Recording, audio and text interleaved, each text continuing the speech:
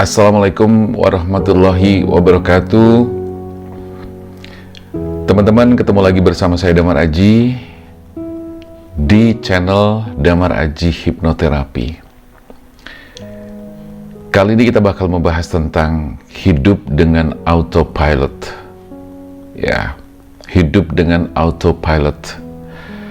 Apa yang dimaksud dengan autopilot?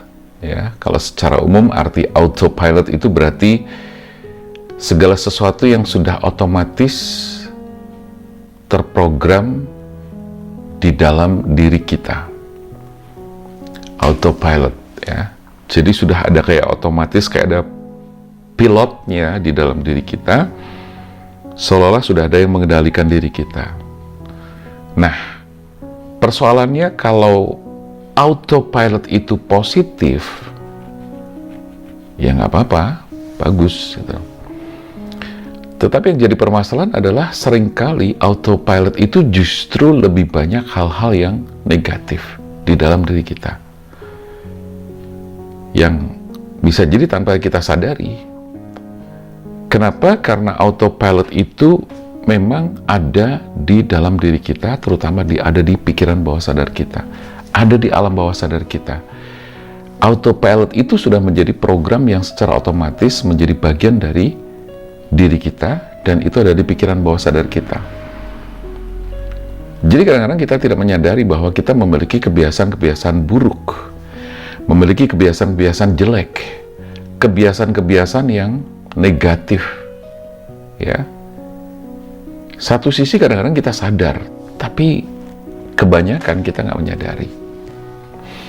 Nah, inilah yang kepengen saya bahas dengan harapan teman-teman jadi semakin sadar, semakin memiliki kesadaran yang semakin bagus, lebih ke mindfulness, sehingga kita bisa melihat hal-hal yang mana yang harus dibuang di dalam diri kita, atau yang mana yang harus dikontrol di dalam diri kita. Karena autopilot itu terprogram secara otomatis melalui berbagai macam cara, ya.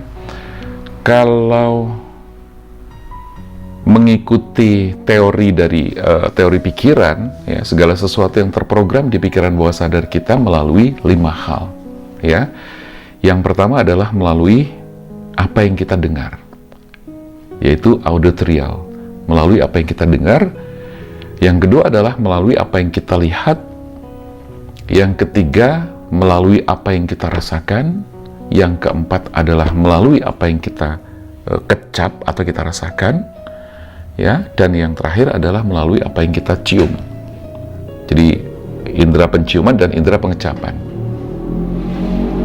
Nah, itulah 5 saluran atau 5 cara masuknya segala program yang ada di pikiran bawah sadar kita, yang tanpa disadari itu menjadi belief system atau menjadi program pikiran bawah sadar kita. Nah, kita mungkin seringkali mendengar mind reprogramming, ya. Memprogram ulang pikiran bawah sadar. Mungkin kita pengen lebih baik, kita menjadi orang yang lebih semangat, lebih termotivasi, sembuh dari luka batin, sembuh dari trauma, dan sebagainya. Atau mungkin mengubah hal-hal yang menjadi kebiasaan buruk atau bad habit menjadi kebiasaan-kebiasaan yang bagus.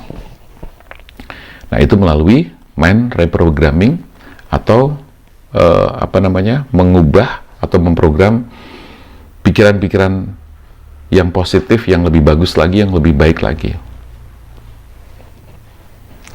Nah, di sini saya pengen bicara tentang atau fokus tentang autopilot.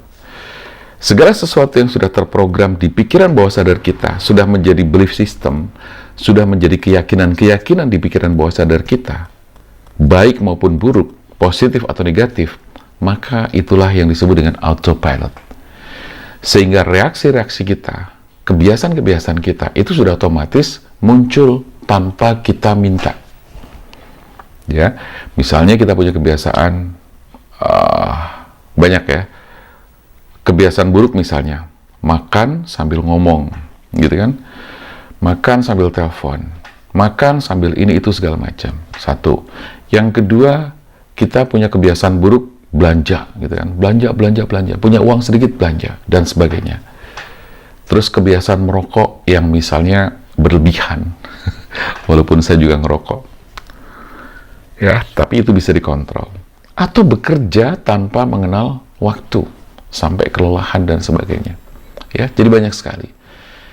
Atau kebiasaan-kebiasaan yang lain, misalnya autopilot tentang kesedihan, autopilot tentang kemarahan, stres, trauma, depresi, benci, muncul iri, dengki, dan sebagainya. Nah, itu juga autopilot. Jadi sesuatu yang sudah tertanam dan terprogram di dalam diri kita. Lebih tepatnya di pikiran bawah sadar kita. Apa hubungannya pikiran bawah sadar? Karena di dalam pikiran bawah sadar itu ada yang namanya generate emotion, yaitu penghasil emosi. Dan hubungannya nanti otomatis dengan hati kita. Ya. Nah, autopilot di sini yang harus kita sadari adalah biasanya lebih fokus atau lebih dominan yang negatif. Ya, biasanya negatif. Seperti marah, gampang kecewa, kesedihan yang mendalam, ya. Dan kalau kita hubungkan dengan level emosi, otomatis itu berada di level emosi yang rendah, ya. Jadi kita harus sadari tujuannya untuk apa? Untuk mengubah autopilot itu menjadi autopilot yang positif. Karena ketika kita autopilotnya adalah negatif, itu akan sangat mengganggu. Akan sangat mengganggu, akan sangat merusak hari-hari kita, kedamaian kita, kebahagiaan kita, dan sebagainya. Ya, maka saya yakin teman-teman pasti kepengen membuangnya. Nah, dan teman-teman pasti sering mendengar yang namanya healing, ya, releasing, ya, pelepasan, dan sebagainya. Dan itu adalah bagian-bagian dari bagaimana kita melakukan sebuah terapi. Nah, sebelum kita bicara sampai ke terapi, saya kepengen kita sadari dulu, kita pahami dulu tentang autopilot. Nah, sekali lagi, autopilot itu masuknya melalui 5 saluran terprogram di pikiran bawah sadar kita melalui pendengaran, dari apa yang kita lihat, auditorial, visual, kinestetik, ya, olfaktori, dan gustatori. Ya, pengecapan dan penciuman dan pengecapan. Nah, disitulah kemudian masuk ke pikiran bawah sadar kita. Yang perlu kita sadari adalah sekarang bagaimana caranya kita membuang semua itu. Ya, karena banyak orang-orang yang hidup dan melewatkan banyak kesempatan baik, banyak momen bagus. Karena apa? Fokusnya hanya kepada luka batin, pada kemarahan, pada perasaan-perasaan dendam, ya. Kemudian fokus pada kesedihan yang mendalam dan berkepanjangan. Hidup penuh dengan ketegangan, stres, depresi, ya. Hidupnya nggak pernah tenang dan tidak bisa menikmati kebahagiaan yang sesungguhnya. Selalu cemas, khawatir, takut, galau, dan sebagainya. Nah, otomatis banyak hal yang terlewatkan gitu loh. Ya, bekerja tidak fokus, tidak bisa menghayati, tidak bersyukur atas keadaan saat ini, tidak peduli pada orang lain, ya. Kemudian dikuasai oleh ego, ya, ego kita sendiri, ego yang tinggi. Bekerja dengan caranya sendiri dan mungkin melanggar SOP, melanggar policy management dan sebagainya. Nah, itulah autopilot yang memang harus diperhatikan, ya, harus disadari, harus diperhatikan, dan kemudian kita harus membuangnya. Nah, maka seringkali kalau kita bicara pikiran kita itu kan bergerak secara liar, ya, bergerak secara liar. Maka keliaran pikiran kita itu seringkali tidak terkontrol, ya, tidak terkontrol. Karena pikiran kita liar, maka seringkali pikiran kita justru larinya ke belakang, ke masa lalu. Nah, ketika ke masa lalu, kita ingat luka batin, ya, kita merasakan luka batin itu didramatisir sedemikian rupa, merasa kita ketarik terus ke belakang, luka batin tidak sembuh-sembuh, kesedihan yang mendalam, kemarahan, ada duka-duka di dalamnya, kebencian-kebencian, menyimpan dendam, dan sebagainya. Nah, ketika pikiran ketarik ke belakang, nah itu saya katakan gini, pikiran manusia, ya, itu seringkali bergerak liar, maka seringkali ketarik ke belakang ke masa lalu. Jadi kita seolah-olah hidup di masa lalu, padahal kita hidup saat ini. Jadi kita banyak melewatkan present moment atau momen-momen yang saat ini harusnya kita syukuri, ya. Jadi banyak kita lewatkan. Nah, Jadi karena pikiran liar bergerak ke masa lalu, dan satu lagi terlalu loncat ke masa depan, mengkhawatirkan masa depan, takut, pesimis, cemas, tidak yakin, belum apa-apa udah putus asa, merasa tidak mampu dan tidak bisa. Nah, itu pikiran liar yang membawa kita ke belakang dan membawa kita ke masa depan. Nah, lalu apa yang harus kita lakukan? Mungkin di sini saya tidak terlalu banyak bicara, ya, tetapi saya berharap dengan video-video yang saya munculkan, mungkin durasinya nggak terlalu panjang, teman-teman bisa melihat satu persatu, ya, kemudian menghubungkan antara video satu dengan yang lain, itu pasti akan ketemu. Karena insya Allah video yang satu dengan video yang lainnya nanti akan sangat berhubungan, akan sangat berkaitan, saling berkolerasi, ya, seperti itu. Nah, maka salah satu cara yang harus kita lakukan untuk mengubah autopilot yang negatif menjadi positif, yang pertama adalah berarti kita harus menyadari. Kita harus berada di situasi di mana kita memiliki kesadaran yang tinggi, yaitu dengan mindfulness. Ya, kita sadar. Mindfulness berarti apa? Kita fokus kepada segala sesuatu yang terjadi saat ini, now, detik ini juga. Ya, jadi itulah konsepnya yang harus kita belajari, harus kita latih secara berulang-ulang. Karena kalau cuma selintas, nggak ketemu. Nggak akan jadi program baru, nggak akan terjadi mind reprogramming. Ya, jadi mindfulness terus, sadari terus. Ya. Ketika kita menyadari terus bahwa, oh iya ini negatif, sadari, kemudian kita rubah. Oh iya ini nggak bagus, sadari, kita rubah. Dan kita langsung mindfulness. Kita fokuskan pada detik ini, saat ini juga. Now.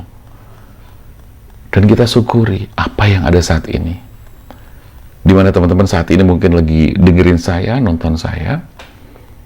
Bersyukur mendapatkan informasi ini. Bersyukur masih bisa bernafas. Lega, bersyukur mendapatkan rezeki, bersyukur bisa makan, bersyukur bisa ini, itu, dan sebagainya. Mindfulness, ya. Lebih kepada fokus pada saat ini, detik ini juga.